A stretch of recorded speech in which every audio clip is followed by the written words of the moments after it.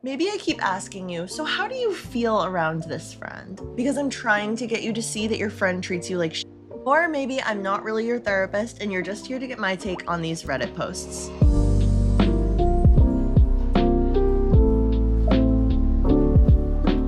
Am I the a-hole for being upset that a close friend didn't tell me she was getting married? I, 26 female, have been close friends with someone, also 26 female, for 14 years. I basically spent a huge part of my teenage years at her place. She's the only person I ever had sleepovers with because I always felt comfortable there. This might not end up being relevant, but it does occur to me that if they started their friendship at 12 years old, it's very rare for a friendship like that to last well into your late 20s, early 30s, which can be a hard pill to swallow, and it doesn't always match up to what we're shown in movies and media and stuff like that. But that's the reality. Sometimes when you meet people in specific phases of your life, those friendships can have a very hard time transcending the original context for them. It's not impossible. You do hear of long friendships lasting, but much more often I'm hearing the opposite, where people are trying to come to terms with the fact that a friend was only in their life for a season of their life. 2 days ago, she got married. It was just a small civil ceremony with close friends and 2 witnesses on each side. I'm not mad that I wasn't invited. I completely respect that it was supposed to be intimate. What hurts is that I didn't even know it was happening. I only found out because her stepbrother posted an Instagram story. I sent it to her and she confirmed that they had just gotten married. I asked why she didn't tell me, and her answer was basically, "Don't take it so negatively. It wasn't a big deal. We didn't tell many people." you know, for whatever reason, a lot of people these days find having a wedding embarrassing. I found that out the hard way when I was getting married, and it was a shock, and I've seen that pattern repeated since. It's something about being chronically online and maybe mixing in some social anxiety that can lead to this feeling that doing any of those traditional ceremonies or whatever is very embarrassing. And I hear stuff like this story more and more, where people genuinely don't even want their friends to know that they're getting married sometimes. So maybe we'll get more context as we keep reading. It just occurs to me that this really might not have been personal. The thing is, we text almost every day. She's told me about every little life thing. The wedding date had been set for at least a month, during which we chatted all the time, and she never mentioned it. To me, a wedding is a once-in-a-life event. Hopefully. And I know for her it's a huge deal, and she's very traditional, and it means an ultimate milestone reached in her life. That is really interesting. You would think if her friend knows her as very traditional that she'd be the type who would want a traditional wedding. But apparently she didn't. For whatever reason, she basically wanted to elope. It said she did it with just close family and 2 witnesses. Interesting. I can't help but feel excluded. Not from the ceremony itself, but from the knowledge of it and the wedding. She didn't say she told no one. She just didn't want to make a big announcement. What makes it sting even more is that just 2 weeks ago, I put together a package for her kids with toys, stuffed animals, and sweets. I've been putting effort into the friendship and supporting her, yet she couldn't even tell me something this important. I also feel extra conflicted because just last month, I had a similar issue with another close friend who failed to communicate something important. This friend was the one who comforted me then and encouraged me to stand up for my boundaries. Now she turned around and did the exact same thing. If this is something that's happening between you and more than one friend, you know, it's possible for that to be the case and that a dynamic has been established between you and your friends where they just don't expect to share things with you. But on the other hand, this might not be the case, but I'm wondering, is OP taking things way too personally, and is OP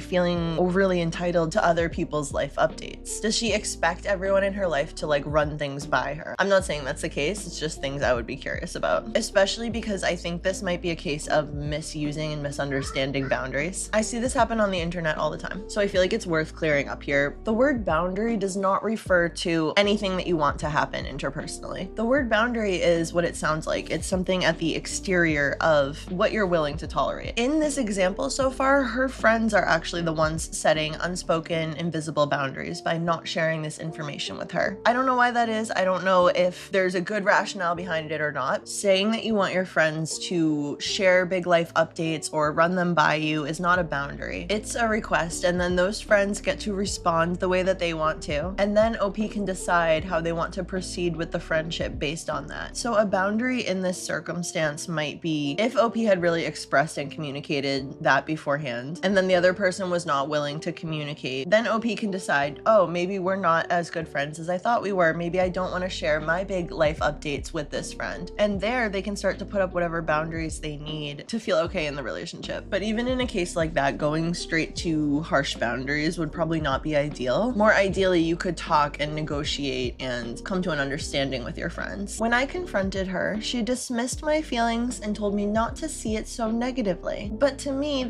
this isn't just about sharing news. It's about basic friendship transparency. I've never heard of that, and honestly, my first instinct is that your friends are not required to share everything about themselves with you. It's great when they do, and it builds further intimacy, but it's not really connecting for me why this poster feels aggressively entitled to those life updates. I don't know. And it's not only about when I found out. The fact is, no matter how or when I would have eventually learned, it would have always been after it already happened. Nevertheless, she told me she never meant to hurt me and that I am very important to her, just that this whole thing wasn't big to her. It sounds like she did not really make it a big thing in her friend groups at all. It was almost like a family event. I think that the bride, like so many brides today, was a little bit embarrassed about having a wedding, which I think is a shame that that is such a thing. And then OP is just really making it about herself. My son is singing his little heart out, so you're probably gonna hear that. So, am I the a-hole for confronting her and being hurt that a good friend of 14 years didn't even tell me she was getting married? And by the way, what would you do in my situation? Cut her off? Keep it artificial from now? Thanks in advance. Well, first and foremost, I think I would try to take a step back and stop taking it so personally. It'd be one thing if you had a bunch of mutual friends that were invited and just you weren't, but she didn't even really have guests at her wedding. And because of that, she might have felt uncomfortable talking about the wedding to you. It could have provoked a lot of anxiety and led to some avoidance if she was thinking, my friend is going to be upset that I'm not inviting her. And I don't know, but it does sound possible that that is the type of friend OP is. An intense, kind of aggressive friend, probably with a lot of love. It sounds like she cares a lot about her friends, but I'm just saying maybe it does track that her friend was afraid to tell her that she couldn't come to the wedding in the first place, just kept putting it off after the fact and everything until this confrontation happened. And I don't mean to present that theory about being embarrassed about weddings like it's the only option. It's definitely not, and that might not be the case for this bride. It's just a growing pattern, and it's one of many possibilities here. I think OP should lay off a little, but let me see what the comments say. I'm sorry, but you're not as close as you thought. That is another possibility, that this friendship meant a lot more to OP than it did to the bride. I don't think it's necessarily the case because there weren't very many other friends involved, but there were the two witnesses on each side, so it's possible. OP said, what would you do in my situation? And this commenter said, treat her as an acquaintance, not a friend. We've got a couple of other opinions here. Stop contacting her and try to move on.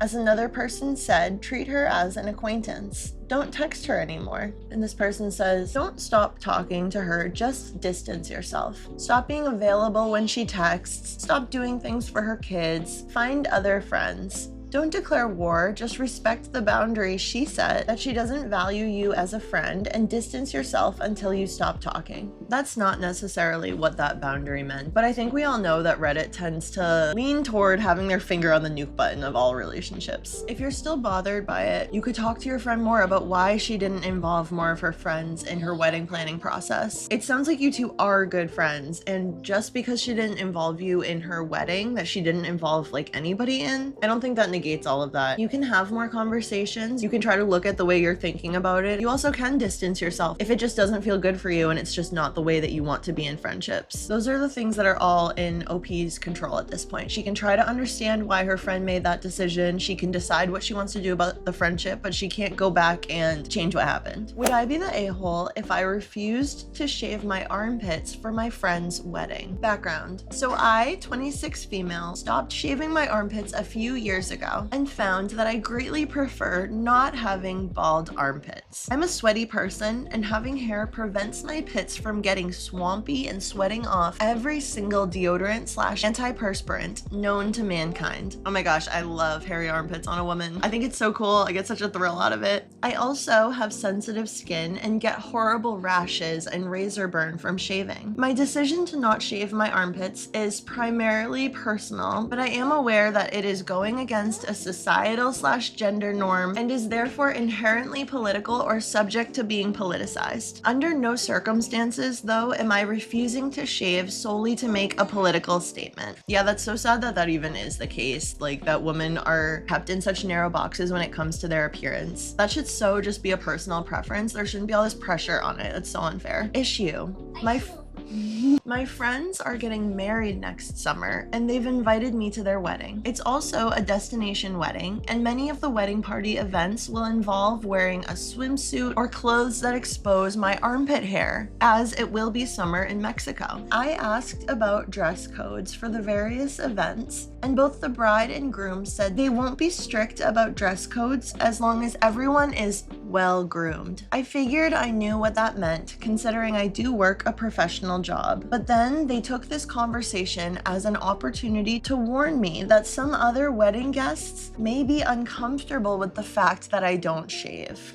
Yeah, that is crazy that a woman having hair where it grows naturally would be uncomfortable for some people. I don't think that's something we should be accommodating. I reminded them that they invited me to this wedding with the full knowledge that I don't shave my armpits, as it's not exactly a secret. They said that they assumed I shaved for special events where I needed to look presentable. I said I always look presentable for special occasions and that shaving my armpits has nothing to do with it. If people take issue with it, then that's their problem. Now they are accusing me of trying to take attention away from their wedding by making a political statement. I told them I'm not doing that at all, and that I don't shave because it's a personal preference. But ultimately I got a "whatever you say" as a response. They have not at this point said I can't go if I don't shave, so I'm planning on going and not shaving. Would I be the a-hole for doing that? Again, they know I don't shave and haven't for years. I wasn't even thinking about my armpit hair until they brought it up. I even said I could trim it a little, and they said it would still be very distracting. I've also explained to them about my skin sensitivity, but they seem dead set on believing I don't shave to make a statement. They've said, "Well, you're a feminist, so there's no way it's not to make a political statement." oh brother, they're making me feel like an a-hole, that's for sure. But am I really the a-hole? Of course not. What a ridiculous double standard. I really doubt that they're going to their male guests and trying to make sure that they all shave their armpits. Not shaving your armpits doesn't make you a feminist, but people being this upset and up in arms about a woman not conforming to beauty standards is why we need feminism. And it seems like the bride and groom have revealed that it's not that it'll make other people uncomfortable, it's that it makes them uncomfortable, which would really bum me out if I were this friend. If this couple are so boring that your body hair would be the center of attention at their wedding, that sounds like a them problem. That's so funny. Seriously, why is this even a detail that they're thinking about? Like, can people stop being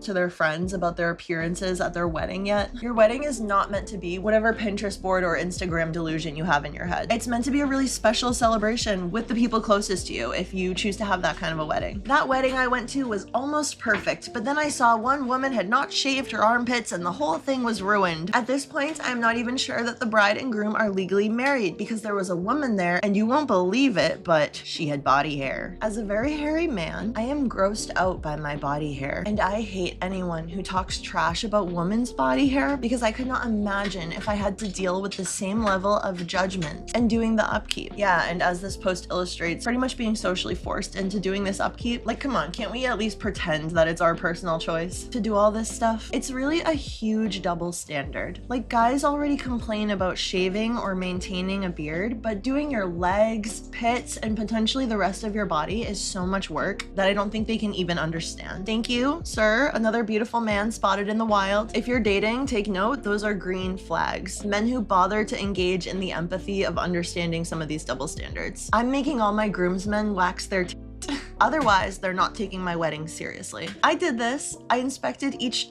personally. No one has spoken to me since, and I don't understand why, not even my wife. I love some jokers in the comments. I would genuinely reconsider my friendship with someone if they organically brought up my visible armpit hair and being a feminist as a negative. Bummer. Would be nice to go to a destination wedding. I swear to God, Victorian women didn't shave their armpits. We haven't even been doing this for that long. 4 generations, 5 max. Context, I stopped shaving my armpits regularly, but will do it when the mood strikes me or when I don't want to deal with conservative people at an event. I hang out with a liberal friend circle and watch queer-coded media to the point where I forget this is still a really big deal to a lot of people. I don't think you'll be a bad feminist for shaving for one event, but now that you know it's so important to them, do you even want to go? They sound like it's a big deal to them. How crazy is it that something like women's body hair could be associated with a certain political party? Women started shaving their body hair because of marketing from razor companies that wanted to make more money. Ain't that the truth? It's crazy how effective ad campaigns can be at getting into our head and warping our perception. This person says, we don't modify our bodies to make other people comfortable. Am I the a-hole for ending an 8-year friendship after my cameras recorded her in my home when I was out of town? My friend and I met when I was her hairstylist. Then we realized we only lived about 6 blocks apart. Due in part to the proximity, we became very close, and she would stop by 3 or more times a week. We enjoyed a lot of the same crafts, and we had a mutual love of plants. So we often worked together in my yard or hung out by my fire pit. She had a lot of constant personal relationship crises, which I always pointed out that she brought on herself, and it became more and more exhausting to spend time with her. Consequently, I slowly tried to limit our time together, although I did care about her and knew she didn't have many other friends. It is never a good idea to keep friendships out of pity. Yes, be kind to everyone, but don't go out of your way to maintain a friendship with someone that you don't authentically want. I've had to learn this the hard way. I've seen it so many times since. It never turns out good. At some point, they're going to be able to tell that you don't really like them or that you find them annoying. And that's just not a healthy foundation for any friendship. This is also why you have to have boundaries with clients. And of course, the boundaries of a hairstylist are probably very different than the boundaries of a therapist. But if OP had maintained a more professional relationship with this person until vetting her out more, it might have been a little less complicated. Okay, so I went out of town to visit my daughter at college, but before I left, I installed the new security system that I had received. It didn't really occur to me to mention it to anyone. When I was with my daughter, I told her about it, and we got on the phone so I could teach her how to watch the cameras at home also. We have 2 cats, and she wanted to be able to see them and interact with them. I was showing her how to see clips from the motions detected earlier in the day. It was nighttime, so the house was dark, in which case the camera lights are on for detection. In a clip from 2 hours earlier, I noticed my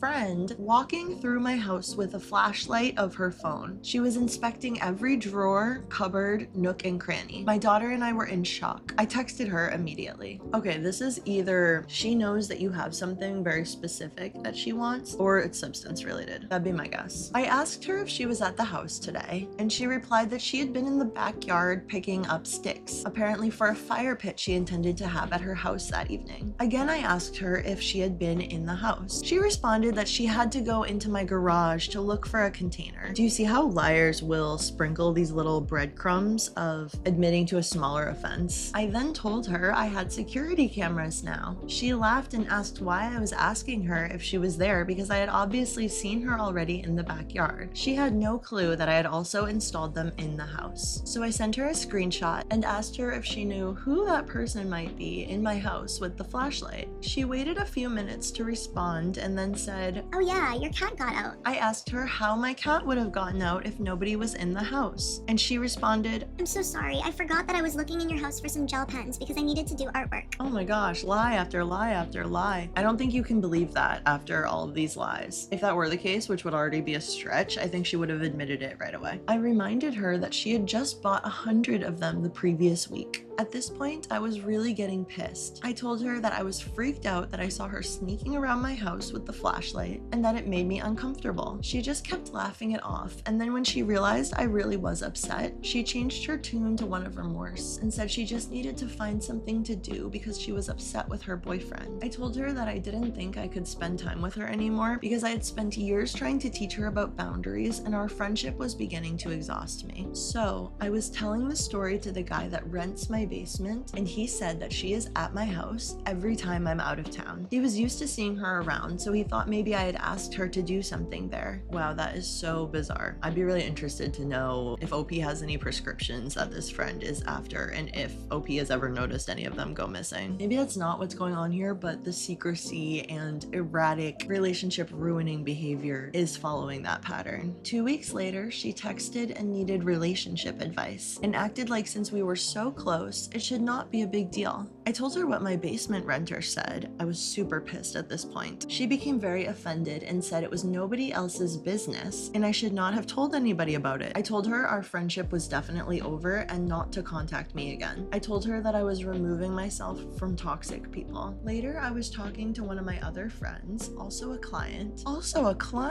I think I can confidently say that that is outside of normal boundaries for a hairstylist. It's very sweet if you start to feel close to some of your clients, but stop making them into your friends. Stop trying to form these dual relationships with them, and definitely stop bad-mouthing other clients to your clients. That's so funny to me that this OP said that they were teaching their friend about boundaries. It's just the blind leading the blind. Okay, later I was talking to one of my other friends, also a client, about it, and they kind of made me feel that I was not a very good friend because I needed to have a talk with her and forgive her. They said that people make mistakes that need to be forgiven and she should get another chance. Since she was exhausting me anyway, I just can't bring myself to want to have anything to do with her. Am I the a-hole? P.S. She did not have a key. I did not always lock my back garage door. Lesson learned. No, you clearly should not continue to pursue a friendship with this person. This was really messy and it didn't necessarily have to all go down like this, but it did, and if you have no desire to have a friendship with this person, I think you should just let it go. You know what a good friend doesn't do? A good friend doesn't sneak into your house without your permission to bum around every time you're out of town. Not the a-hole. They also don't lie to you, ignore your boundaries, minimize your hurt, minimize their actions that hurt you, snoop through all of your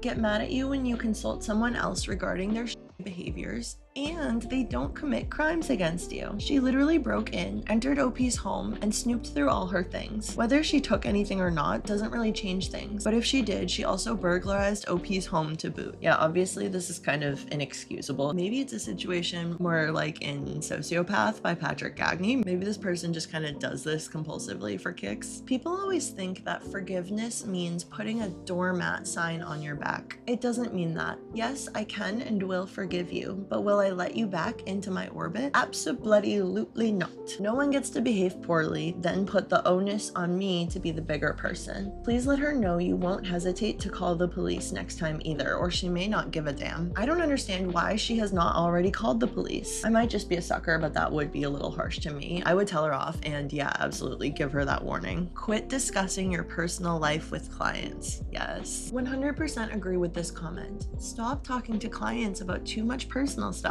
Keep those boundaries up and change the locks. OP says, I know you are right about this, but it is someone I have known for 40 years and we are pretty close. And you can get close to clients without crossing professional boundaries. It does just make me wonder if OP has trouble making other friendships for any reason. Not the a-hole. You should seriously do an inventory check. See if she stole anything. I have a feeling she has been using you as a supply line for a while now. She is probably doing the same thing with your neighbors, and that's why she didn't want you to say anything. I would warn the whole neighborhood. OP says, there have been many times in the last couple years where I was missing something, usually medication. There it is. Sadly, certain addictions follow specific harmful patterns. Now everything makes sense to me. Oh wow, I would almost guarantee that was her. Yeah, definitely warn the neighbors. They need to know. I used to work as a maid at a ski resort a long time ago. Pills were always the main target of my thieving counterparts. They always thought that was the one thing they could get away with since nobody would miss a few pills. That's so heartbreaking. I feel like pills are something you just don't want to get into. It can turn you into someone unrecognizable. She was looking for cash, drugs, or booze. That's creepy, and she didn't come clean. You had to present evidence. That's not someone I would ever trust. You can forgive her, but you don't have to be her friend. You should start a neighborhood watch and tell your neighbors there's a creepy lady breaking into homes. OP said it's actually reminding me of something I did not add to the story. When I was leaving, I remember her asking if I ever worried about somebody in my home. Something made me suspicious of the questions, phone, so I happened to mention that my neighbors usually keep an eye on it for me. I think that explains why she used a flashlight instead of turning on my lights. This sounds like something I would have possibly done back in the day when I was an active drug addict. I would have been looking for pills or cough medicine, any prescriptions I could get high off of. For whatever reason, I did draw the line at stealing actual cash money from people, but unused pharmaceuticals were always fair game. Edit to add, I'm currently 6 years clean and sober, and I obviously would never do anything like this today. I am able to respect myself and others today and also set healthy boundaries. But that takes time, just saying. Yeah, absolutely. And I always really appreciate that kind of insight. I wish we could have a little bit less stigma for people who are coming out of addiction. I mean, less stigma for everybody because I think people need help, not shame, but it's really helpful to hear firsthand what it's like in some of these addictions. I hope you don't take this the wrong way because you remind me a little of myself when I was younger. Do you have a pattern of getting into relationships with people who you have to try and get to treat you well? Did you feel neglected or rejected as a child? You just kind of sound like you gave and gave to someone who was taking advantage of you. And OP says, ouch, I think that hit home. Yeah, usually when you have such poor boundaries as this OP, there's some kind of childhood attachment thing going on. Update. The reason I second guessed myself is because of my own weak boundaries. I felt sorry for her and thought it probably wouldn't happen again, but that was before I found out she had done it many times before. And my other friend that told me I should forgive is just a super kind and loving person. I know I made the right decision, but of course there is a sadness and loss of what I thought was an 8-year friendship. I appreciate all the comments and I feel good about the decision I made. Yes, doors are locked and security in place. Well, good. Glad that they're taking this seriously, that they're re-examining their boundaries. I wonder if OP's other client is a very loving and kind person, or if that's code for also has really poor boundaries, because it would be strange to hear this story and all of the context and still think that OP should have this person in their life. A friend keeps infantilizing me in group settings and it's making me feel like a sidekick or a jester. Am I overreacting? I'm trying to get an outside perspective because I genuinely don't want to let resentment build if this is something that can be addressed, but it's starting to really bother me. For context, I'm a very goofy, witty person. I joke a lot, my mouth is slick, I can dish it and take it, and my friends have always known me this way. I'm not sensitive, I don't get easily offended, and I've always been able to speak up for myself. That's literally how my friends met me. The dynamic worked fine for years. The issue started after I introduced a newer friend, let's call her Jay, into my existing friend group. Over time, she started taking on this protector/translator role with me, especially in group settings, and it's completely shifted how people interact with me. She'll jump in during normal banter and say things like, Don't talk to her like that. or Leave her alone, that's my friend. when nothing offensive is happening. No one is being disrespectful. It's just the same joking dynamic my friends and I have always had. But once she says that, everyone suddenly starts censoring themselves around me like I'm fragile or can't handle it, which honestly feels humiliating and infantilizing. What bothers me the most is that I never asked for this. I'm not uncomfortable in those moments. I don't need saving. I've spent my whole life navigating people on my own, and I'm very capable of speaking up if something crosses a line. Having someone step in publicly makes it look like I can't do that, which is not true and not how I've ever presented myself. Wow, that is such an awkward dynamic. My first instinct would be that for whatever reason, this friend doesn't think that you can handle it. Like maybe they do think OP is fragile, or they think that the way that OP's friends are roasting them is too true, and they see whatever the subject is as a bad thing. That sounds so frustrating and uncomfortable, especially because it doesn't sound like she's stepping in like that when OP's the one dishing it out. There have been multiple patterns that make this worse. She speaks for me or reframes situations that didn't need reframing. She enforces rules on me that she immediately breaks herself. For example, telling me not to engage with someone, then engaging herself. Excuse me? Enforces rules on you? What does that even mean in a friendship? She gets passive aggressive when attention shifts away from her, like when I'm having a normal back and forth with someone else. She seems uncomfortable when I'm not being the funny one, and I feel like I can't just be neutral or quiet around her without it being awkward, like I'm expected to perform. This behavior mostly happens in front of other people, which changes how they see and treat me. What's important is that none of this was an issue before she joined the group. My friends understood my personality, my humor, and my boundaries. The shift happened after she started narrating me as someone who needed protecting. I don't think she's doing this maliciously. I honestly think she believes she's being supportive, but the impact is that I feel treated like a child, like the sidekick, or like the comic relief instead instead of an equal. It's gotten to the point where I don't enjoy group settings with her anymore, and I hate that because I don't want to quietly resent someone who may not even realize what they're doing. Sometimes it works to incorporate a new person into your friend group dynamic, but sometimes it creates friction or shifts the dynamic into something you don't really like. It is okay to keep different friends separate and to not mix them all together. So my question is this something that warrants a direct conversation where I tell her to stop speaking for me and protecting me? Or is this a sign that the dynamic is just incompatible and I should create distance? I'm open to honest feedback. I just don't want to gaslight myself into thinking this is just insecurity when the behavior and group dynamic genuinely changed. Oh my gosh, I wish direct communication was so much more normalized. You should absolutely talk to her about it and ask her to stop. In fact, you probably should have a long time ago before it started to really affect the dynamic. Even in the moment, you could find some kind of a way to shut it down. Listen, I'm not the one with the quick wit, but you are, so you could probably find a way to shut this down in a way that's not even that serious. But at this point, I definitely think you need a full-on conversation just because it's built up this much frustration for you. Quote, I don't think she's doing this maliciously. I honestly think she believes she's being supportive, but the impact is that I get treated like a child, like the sidekick, or like the comic relief instead of an equal. It's gotten to the point where I don't enjoy group settings with her anymore, and I hate that because I don't want to quietly resent someone who may not even realize what they're doing. I don't understand why you didn't talk to her about this at the beginning when this behavior first started. It's really strange that you let her go on making you feel bad for so long. If you genuinely think she has no idea that it bothers you, then that's your own fault for not speaking up.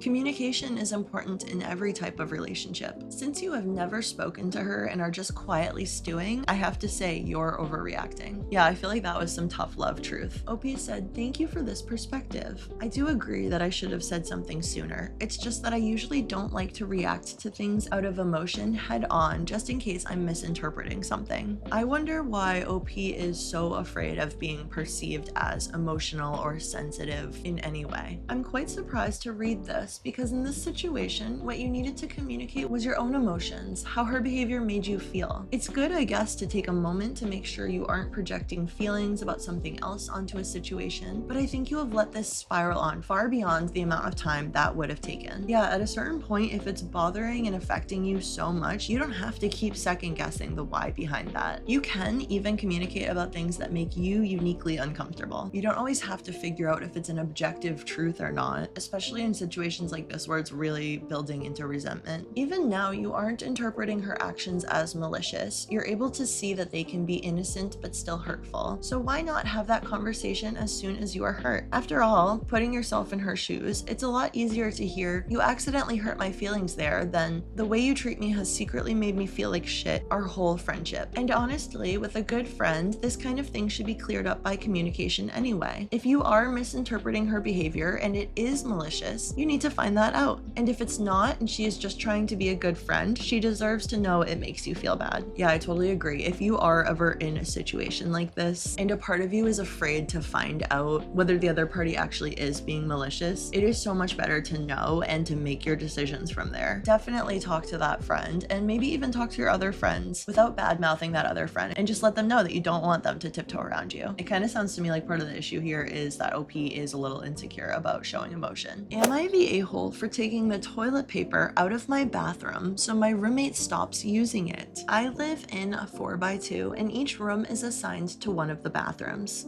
We only have 3 people living here currently, so I have the bathroom to myself and it is closer to the living room. I can hear and see that my new roommate and her boyfriend use my bathroom quite frequently. Do not wash their hands ever. They also turn the fan on and leave it on for days if I'm not home, which is a fire hazard because it does not have a timer on it and leaving it on for that long is dangerous. That's not something I would worry about, but I find out all the time that I'm not worrying about things I should be. I am visiting family for winter break and I am nervous as I will not be here to turn the fan off for them. I do not know them, but she seems quite rude. I've talked to her 2 times since she's lived here because we are both never home, and I feel like I nag because I only ever text her to tell her not to do stuff, like to talk outside my window on the porch at 12 a.m. super loud, leave the thermostat at 85 degrees, clean the lint trap, another fire hazard, and not smoke inside. I swear she wants the apartment to burn down. Okay, every single one of those is a valid concern, but if you are only communicating with your roommate about problems, you cannot expect to have a good relationship. If those are the only things you ever talk to her about, then yeah, she probably hates you. And honestly, I am getting the impression that OP is going a little far in nitpicking and monitoring their roommate. I left a note telling her to turn the fan off when done and to wash her hands. And at 5 a.m., she turned both off, then proceeded to turn the fan back on without washing her hands. That's weird, but so is monitoring her. And I think that comes off as pretty condescending to tell basically a stranger to wash their hands. You can be grossed out by it, you can wash your hands extra, you can even look for another living situation. But to me, it's a little ridiculous to leave a note like a parent telling this stranger they need to wash their hands. I am thinking about taking the toilet paper and all my super important stuff out of the bathroom for a while. Because why should I pay for her to wipe her ass and not wash her hands? I don't know her and I'm scared she's going to touch all my stuff in the bathroom. Am I the a-hole for going this far? You don't have to keep your personal belongings in there. You can get a lock for your door. It really sucks to be in any living situation where you are not comfortable, where you don't feel like you can trust the people that you live with, or where you're living with strangers that you don't particularly like. I think, yeah, it's a pretty a-hole roommate move to take the toilet paper out of the bathroom. You can let whatever you paid for run out and then ask her to get the next one if she's using this bathroom all the time too. But say you have a big package of toilet paper that's been in the bathroom, I don't imagine it would help the tension between you guys to purposely remove it. She should totally pay for some of the toilet paper too, but this is a lot of hostility for someone that you have to live with. It's your stuff, do what you want with it. If it's your own personal bathroom, you should get a key lock. They are less than 15 bucks on Amazon. If they're mad about it, it's their problem. Exactly this. The original doorknob can easily be put back on before OP moves out. Yeah, I wonder if this is really supposed to be OP's personal bathroom, because they also said it was the closest to the living room, so I wonder if everyone else is thinking that this is okay to be a shared bathroom.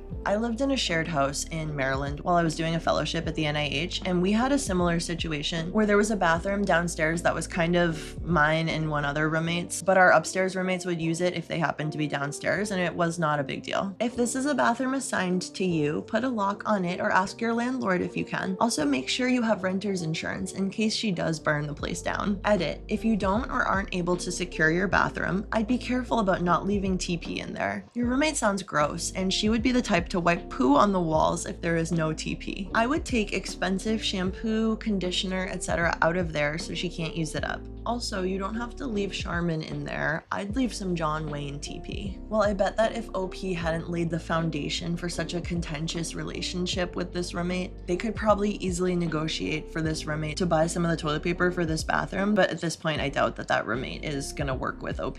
I doubt they're gonna be cooperative. It sounds like they're already feeling a little contrary. Why aren't you discussing things with her face to face? It's guaranteed to at least not get any better and probably get worse if you choose not to interact face to face. I get that you both have inconsistent schedules, but you need to make time to discuss things. This is part of being an adult. It's not guaranteed to solve things because, frankly, that ship has probably sailed because of your texting, but it's at least a start, and it's good practice for when you do end up being an adult.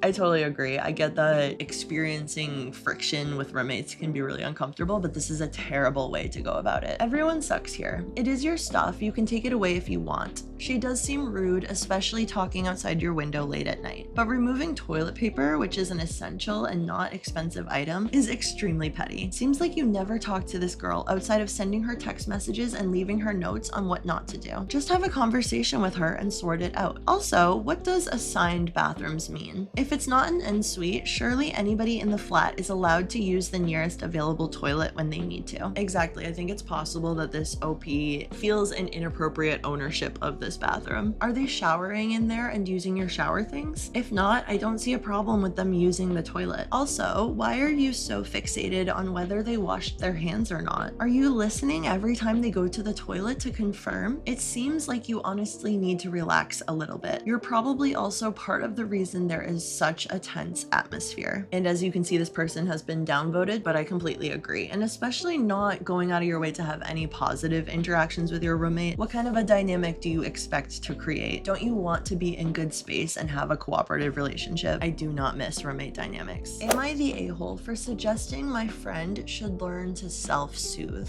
I have a friend from work. We interact with each other every day and often hang out outside of work, sometimes on a weekly basis, sometimes less frequently. She struggles with anxiety. When she has opened up to me about her struggles in the past, I have suggested therapy. She recently started seeing a therapist. She will overthink things to the point that she gets so consumed by anxiety that she cannot do anything else and will spiral out of control. She'll cry, starve, or stay up all night. Oftentimes, after we hang out or even interact, she will text me and ask things like, I'm spiraling. When I said blank, did you think I meant blank? Or Do you hate me? I have never thought about our conversations as intensely as she has. My response is usually something like, I'm fine, I had fun. If something was wrong, I'd tell you. Does sound like this friend has started to use OP to self-regulate to a degree that is probably not healthy. We went out to lunch one day and we were at the restaurant for almost 4 hours. We were just talking and it was nice. When I got home, she sent me a text saying, I am having massive anxiety at the moment and I'm unsure exactly what sparked it, but alas, here we are. Did I come off sounding like a judgmental bitch in any of our conversations? Did I overshare at any point? Did I bore you with my talking? Those questions are spiraling in my brain. I think I'm just looking for a bit of validation before I spiral further. This was a lot for me. She has shared with me that in the past, people have told her that she is too much. I didn't want to say those words because I didn't want to hurt her, but I also wanted to communicate some boundaries because I felt like something inside me snapped. I felt that she kept using me to ease her mind. I struggle with my own, albeit different, anxieties. Sometimes I share things with her, but I would never put it all on her to solve, like I felt she had just done to me. I have learned to self-soothe, and that is such a helpful skill. I wanted to say this to her in a way that didn't come off judgy or like I knew better. I replied, I'm all good. I had fun. I'm sorry you're having a hard time. I care about our relationship, but you checking in after we hang out is not something I can keep doing. I've noticed you tend to check in like this often after we hang out or interact. My reassurance can help with the momentary spiraling, but I think that talking about it with your therapist would help get to the root of that issue better than I can. Because that sounds really hard for you. Just know that if something comes up that bothers me, I'd 100% let you know. Exactly. What OP said about their reassurance only helping momentarily is so spot on. I'm not saying the friend has OCD at all, but it reminds me of those like ruminating types of OCD where a thought gets stuck in someone's head and they have to do some kind of compulsion to get rid of it, like checking in with this person. This could be really intense anxiety that's kind of turning into codependency and relying on other people for emotional regulation. It could be related to something like borderline personality disorder or complex PTSD or some kind of attachment-based disorder, just with that focus and intense fear of abandonment, which I really empathize with, but it's not something that you should ever be making your friend's responsibility. She said, thanks for communicating all of that. Those are things I am actively working on in therapy, and I was attempting to use some of the skills my therapist gave me. Addressing the anxiety was one of them. I understand where you're coming from and will make note of that for the future. I didn't know how to reply, so I just didn't. Edit, and now that it's been a few days since any interaction, the alone time and space is kinda nice. That's definitely interesting to note if this friendship has been draining you. Honestly, I don't really like that response from the friend. I don't believe her that her therapist encouraged her to do something like this. It is possible she innocently misinterpreted something, but I have learned that people also lie about their therapists all the time. People blame their therapists for hilarious things. Not the a-hole. Therapy takes time, and it sounds like there is a lot for her to unpack. It is difficult to understand, but it isn't about you. It's about a number of others, likely family, who have made her feel negatively about herself and caused her to second guess everything. You get to decide if you can continue the journey with her or not. That is about you. However, you may benefit from establishing a code phrase or multiple that indicate that she is spiraling without foundation to ease interactions. I have several for myself and others. My favorite is that whenever I or a friend says something self-deprecating with sincerity or asks a socially anxious question or unnecessarily apologizes, we use either the rolled up newspaper emoji or the word whap. While not appropriate discipline physically, the idea of a whap on the nose with a rolled up With a rolled up newspaper, both employs an interrupt and can get a laugh, another good interrupt for spiraling. I also have phrases that, when used consistently and honestly, help. You have nothing to apologize for. You know me, I will always tell you if something is off for me, so if I do not, then all is well. Or please don't insult my friend, or my choice in friends. It sounds like you had a healthy chat about it. Don't give up on her. This 10,000%. Only start distancing after she breaks that boundary. As someone that struggles to self-soothe and sometimes needs to co-regulate, it can be a really difficult skill to learn for a lot of reasons. It sounds like you both did a good job communicating, and I'm sure it's something that will improve overall with time. Like I said, I didn't think that the friend's response was that great, but it also probably felt really bad in rejecting for her to get that message, so I definitely have hope that the dynamic will just get healthier over time. It's a little weird that she hasn't communicated since. It reminds me of that like black or white thinking, that all or nothing tendency that makes me think of borderline, but maybe she just needs some time to process and like get over some of the embarrassment. No reply was necessary, but you should be the first one to reach out and make plans next, because her anxiety will keep her from doing so. She might have even been grateful that you didn't carry the conversation on. Sincerely, someone with everything going on that you've just described she does. This, no need to hammer in on the convo, but do reach out first, assuming you feel like doing so and would like to hang out with her again, if you can. I think that that's true if this is BPD too, because in that case, boundaries can feel so bad and they can feel like this evidence that you don't like them or that you're gonna abandon them. So being able to pair expressing a boundary and showing that you still are invested in the relationship can be really helpful. But as this person said, only if that's what you want to do. As a therapist, it sounds like she has OCD and not anxiety. Your response was totally appropriate and not the a-hole. By providing reassurances all the time, you're getting caught up in the OCD loop. She has a therapist, it's not you. OCD often goes undiagnosed for almost 7 years if people aren't catching it and incorrectly see it as just anxiety. Yeah, I totally agree. And if this is OCD, you do not want to keep participating in the compulsion. As hard as it is, helping with OCD usually requires exposure and response prevention. So being exposed to whatever usually starts triggering the obsessions. If that's the case for OP's friend, it sounds like social interactions, and then not engaging in the compulsion afterwards. This, I have OCD, which of course is an anxiety disorder. So anxiety is a big part of it. Just as a little technicality, it is categorized differently in the new DSM, but of course anxiety is often a part of OCD. And this was how I used to be when I was younger. It took years to learn to ignore these thoughts, basically accept that they were there, but that you don't have to believe them or listen to them. For OP, it's such a tough spiral/circle when you are inside of your head all the time like your friend, and it can be extremely intense for the people around. You also have to put your own mental health first, and I think your response was fair all around. The first step for your friend is therapy, learning about what OCD is and what it does, how the OCD brain works, so to speak. That will already get her a long way. The hardest part is learning to ignore the thoughts. It takes time and a lot of effort. My advice is to just be a friend, encourage her progress, and remember it's okay for you to step away sometimes whenever it does become too much. Don't validate too much as it feeds into the OCD thoughts. Just a simple, hey, you're good, I'd tell you if there was an issue. Leave it at that every time is my advice. Good luck. She has a therapist. This is not your job. Probably no a-holes here. Exactly. Why not ask her? OP says, all I wanted to know was if my response was too pushy or judgmental. And honestly, the alone time has been kinda nice. I 1000% believe the therapist did not tell her to call and ask if OP was bothered. Thank you. Instead, I believe they are probably working on techniques to calm her down and reframe these thoughts. As someone with mental health struggles and with rejection sensitivity dysphoria, what OP's friend is doing isn't helpful to her, and it's not kind toward OP.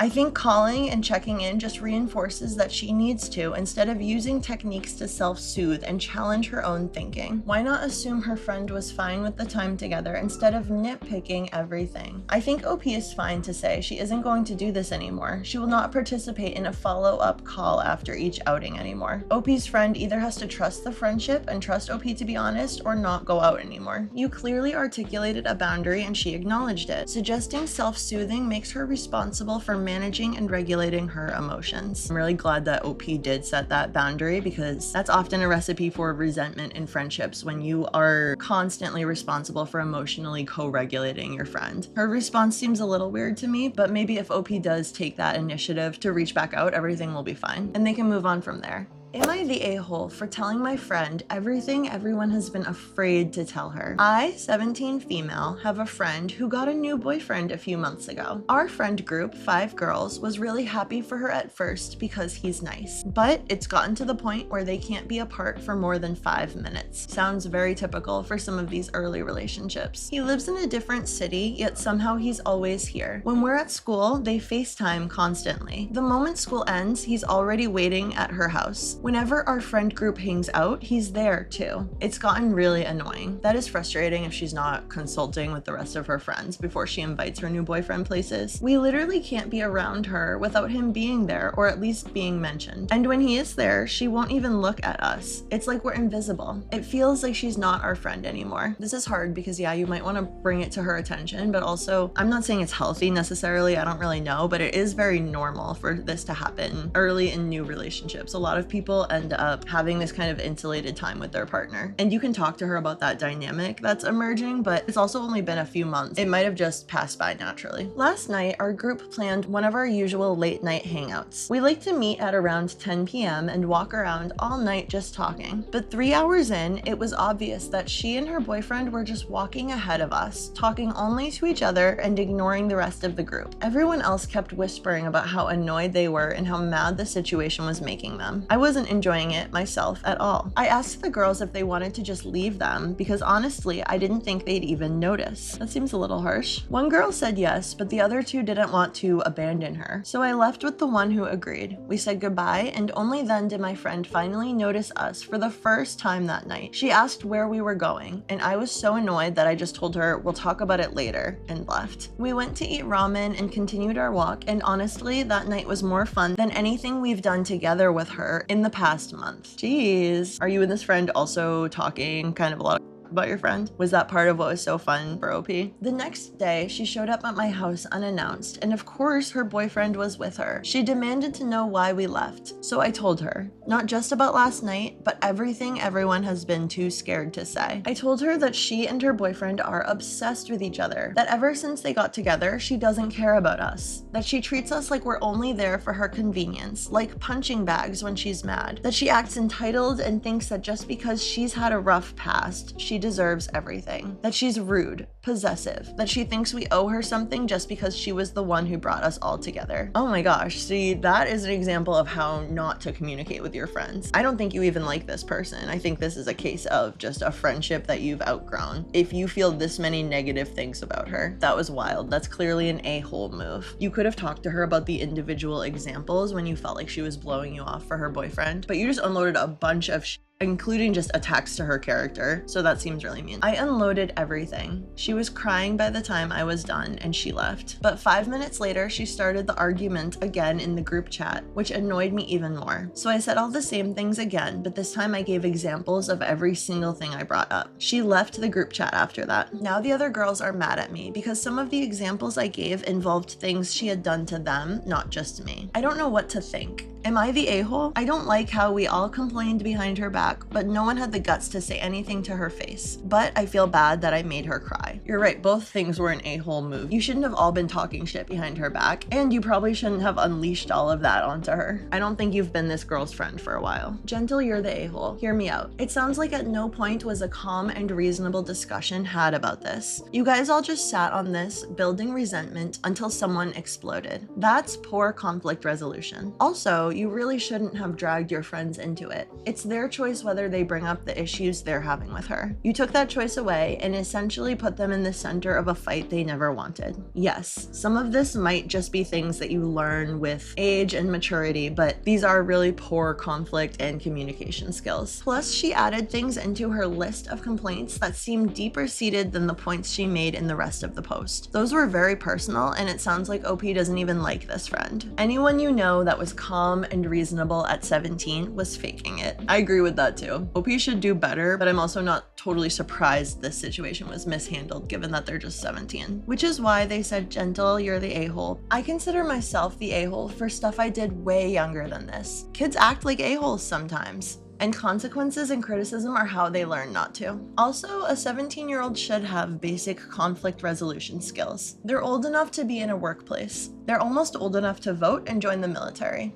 They're old enough to talk about things rationally. They're not a baby. We're talking about someone who's about to enter adult life and will be expected to behave like one. I agree with everyone sucks here, but it's not just the two of them. The other friends also suck. I would agree it's a bit out of line to mention their conflicts in the argument, but it's also out of line to bitch about a friend behind her back with no thought to address it either. Also, I'd argue that there is some benefit to saying, hey look, I know you're gonna want to dismiss it, but it's not just me who feels this way. I miss being 17. Everything is so important at 17. Yellow card, Ocean Avenue, anyone? Am I overreacting? Is it normal for close guy friends to talk sexually to each other? First of all, yes, I know snooping is wrong, but my husband has acted/talked in ways before with his buddies that seemed weird to me. So when he mentioned hanging out with this buddy this weekend, I let my curiosity get the better of me. If you're a heterosexual male and friends with other hetero males, have you ever joked this way or heard of guys joking around like this? This is just making me laugh already because yes, 100,000,000%. My husband works in a trade and I feel like all they do is joke about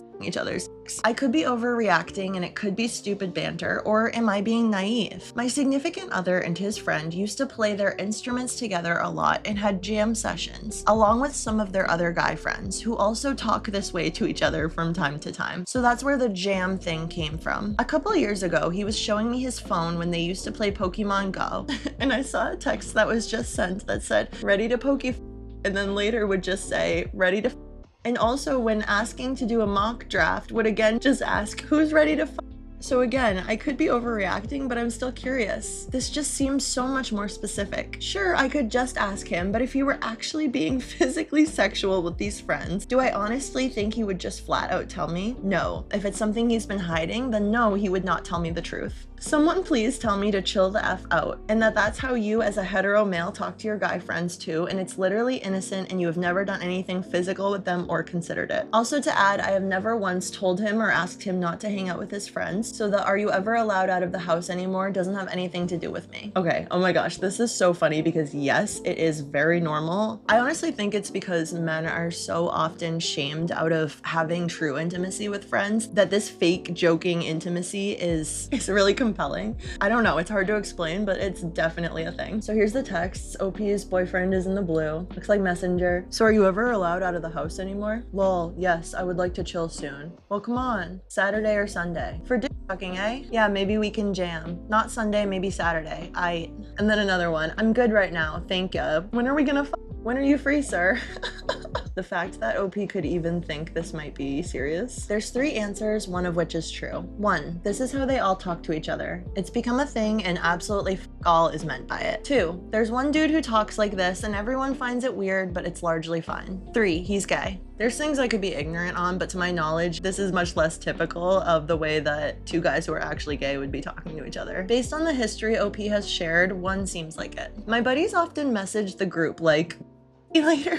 Which translates to, let's all meet up to do X or Y. Out of context, it would seem like I'm having group sex daily, but unfortunately it's mostly just a smoke. I agree with this. My little brothers, who are all straight, say things like this to each other all the time. I'm free to be gay in 15 minutes, meaning they're all going to jump on PlayStation in 15. And edit, I myself am gay and they have no issues saying it around me and to me, so it's definitely not said in any kind of derogatory way. If you hear 2 men constantly wanting to suck each other's dick, they are 100% heterosexuals. I gave a guy friend a birthday card with a pic of a naked male model with my face taped over the models. I have no idea why casual homoeroticism none of us have any actual interest in is a thing. I would never do things like that with my female friends that I actually would be interested in sexually. This is making me think a lot more than I expected. When I split bills or transfer money to my friends, I always make the payment reference sex money so their banks think they are prostitutes. I am old as F and I used to write it on checks for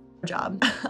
My dentist hates when I write checks for oral. This is completely normal. It's called homosexual. Straight men love to pretend to be gay. 100% normal. The way my man talks to his friends for sure has got me raising eyebrows occasionally. We'll literally be sitting in the room with my boyfriend while he's gaming with friends on the PC and I hear him say, bro, I'm gonna get on my knees for you right now. That was so sexy, about a play someone made. All his friends are straight with girlfriends as well. It's fully normal. I worry about people who think it's gay. It's like, man, why are you thinking about this being gay? You into men or something? Suspicious. Obviously, there's nothing wrong with actually being gay. This is a cultural phenomenon that does not indicate homosexuality. I think it's wholesome. I think it indicates that they're not insecure about their sexuality and they're just making each other laugh. Thank you so much for watching today. If you like videos like this, please subscribe and I'll see you in the next one.